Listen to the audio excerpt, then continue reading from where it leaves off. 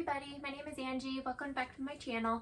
I'm going to try and make this a super quick video today. I'm going to show you how to make a crossbody strap.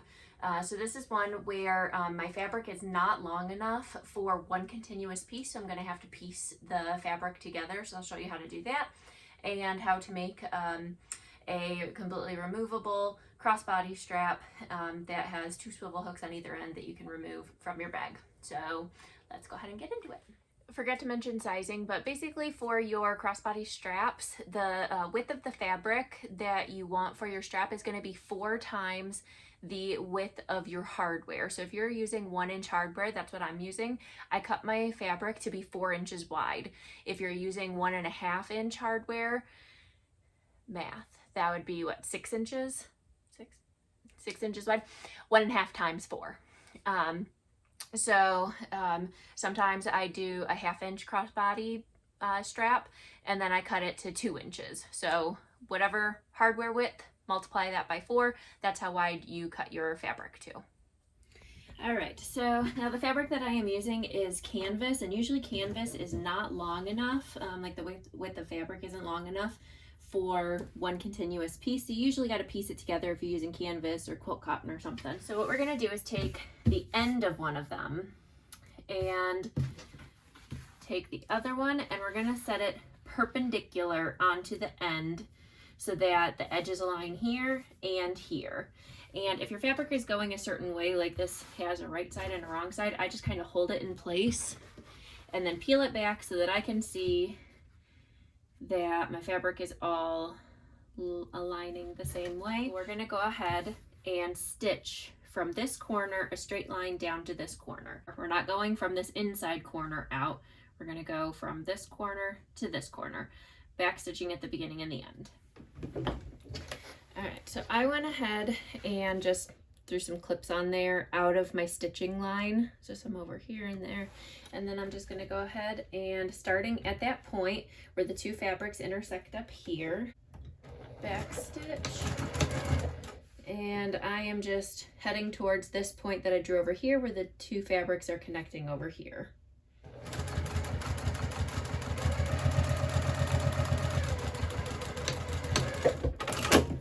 And if it's not a straight line, it's perfectly fine. I kind of missed the mark just a little bit, and that's fine too. But it's fine. Once it's all together, you will not notice at all. So now what I like to do is just open it up so that I can see that it is all stitched on appropriately. So now that I know that this is in a good place, I am going to go ahead and grab my scissors without knocking the camera. I'm going to go ahead and make sure that everything's out of the way, so I'm only trimming what I am intending to. But I'm going to go ahead and trim this flap here down to about 1/4 inch seam allowance.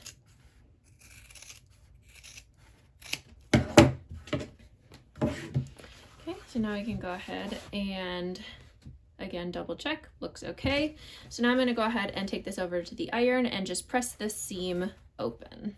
All right, so now I have my seam pressed open, and the reason that we do it this way is so that the seam, you can see the seam is on a diagonal. When we go and fold this strap up, you can see part of the seam is over here, part of the seam is over here. It disperses that seam so it's not a big clump of fabric all in one spot. If you're doing quilt cotton and not interfacing the strap, the seam isn't that bulky, so it's no big deal to just put it all in one spot, like just do a straight seam across. But this is thicker canvas, and it would just be very bulky because I kind of wanted a little bit more of a sturdy strap, so that's why I did it this way. So now what we need to do is fold this up. And I'm not going to do this on camera because it's very long and a little awkward.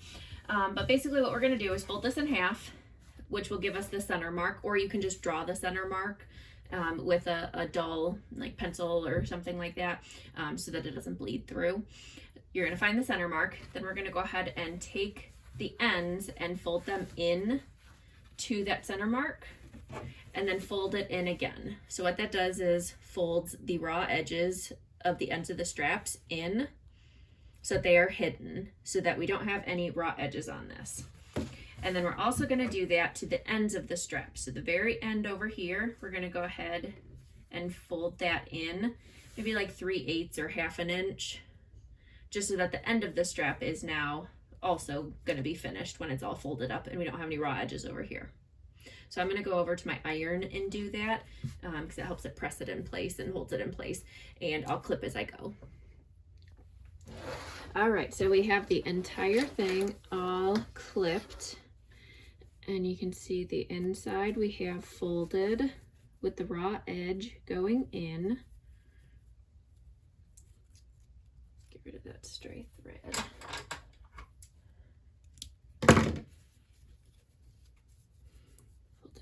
There.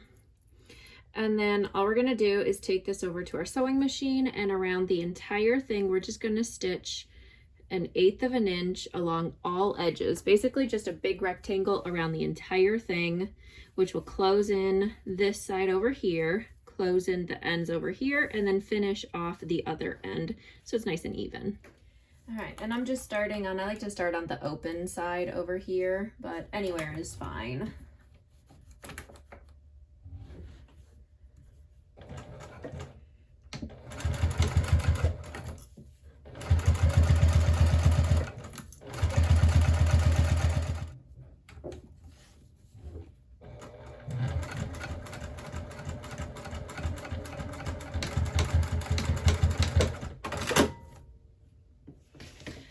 So now we have our strap all sewed up. All of the edges are closed in. So now what we're going to do is take our slide adjuster, and we're going to go ahead and, I think it's just preference the way that you have it on here, but I like to go with the little opening, not really an opening, but you know, opening down there. I like to go with that on the bottom, slide it underneath, and then push the bar, that center bar down, and then take this and loop it back through so it's weaved in through there. And then just have it overlapping maybe about 1 inch or 2 through there. And then we're going to go ahead and stitch. I like to do a box stitch right in here to clamp that together. And I think I'm also going to go ahead and put a rivet in there just because this is kind of thick, and a rivet will give it a little bit extra security. So that's what I'm going to go ahead and do.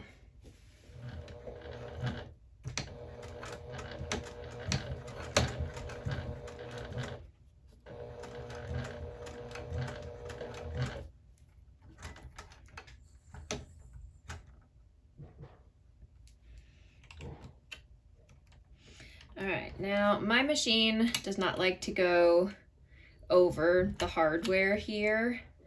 Like trying to turn it this way. My machine just doesn't have the greatest clearance, so what I like to do is turn it so that I am now going backwards, and I'm just going to go ahead and take a few stitches backwards until I have the clearance, so then I can turn it around and now continue my stitching going straight.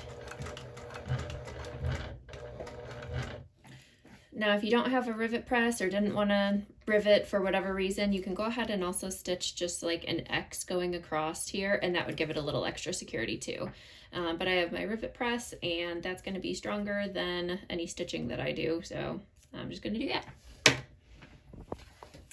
All right, so now we have our swivel hook all attached on here. So now what we're going to do is lay it with the part that we just sewed with that seam laying face up. And then we're going to find the end of it and insert. I have my D-rings on here, so that's why that looks a little weird. But we're going to take that and put our swivel hook on so that it is facing down. So basically, we want it to be on the opposite side of that seam, or facing the opposite side of that seam there, if that makes sense. Sorry, I keep going out of view.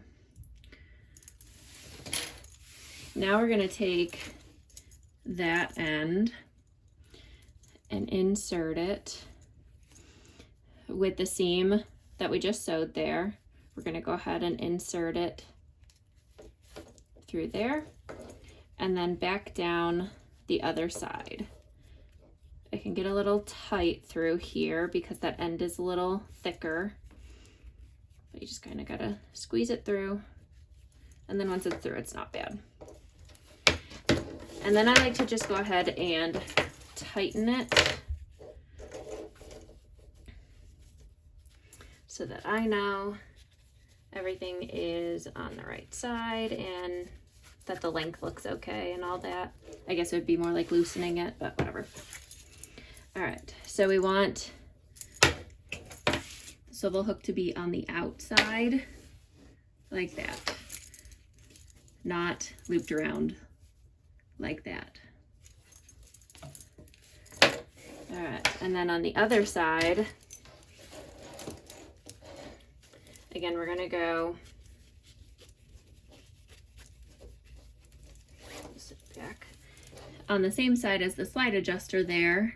We're gonna go ahead and loop this through and then fold it down so that it is folded down in the opposite direction of that slide adjuster. And then the same as with the other end, we're just gonna go ahead and do a box stitch. And then I'm also gonna go ahead and put a rivet on there. Didn't think to grab the rivets before. All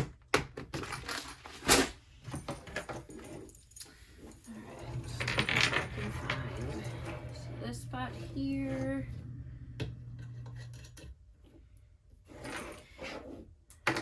So do this one here first. Doesn't really matter, I don't think, which side. And I'm not too particular, I'm just kind of centering it on here. Go through one of the thicker spots. I'm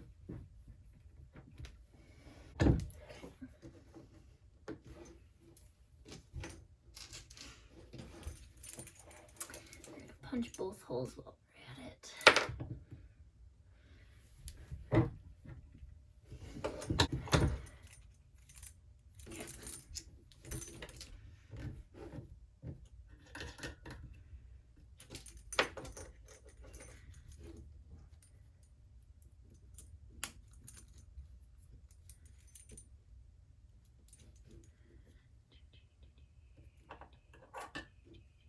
I always forget which way goes which.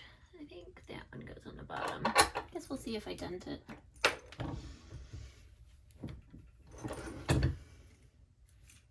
Solid.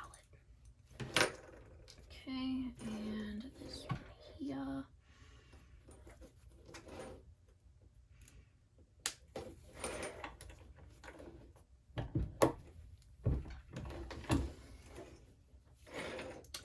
All right, and there we go. A nice quick crossbody strap. Nice and secure and ready to attach to your bag. So if you like this video, make sure to give it a thumbs up if you enjoyed it, and subscribe to stay tuned for other bags. I am next going to be making a bag to go with this one, so stay tuned for that one. It is an awesome free pattern by Bag Stock Designs. So stay tuned for that one. I will see you guys next time. Bye.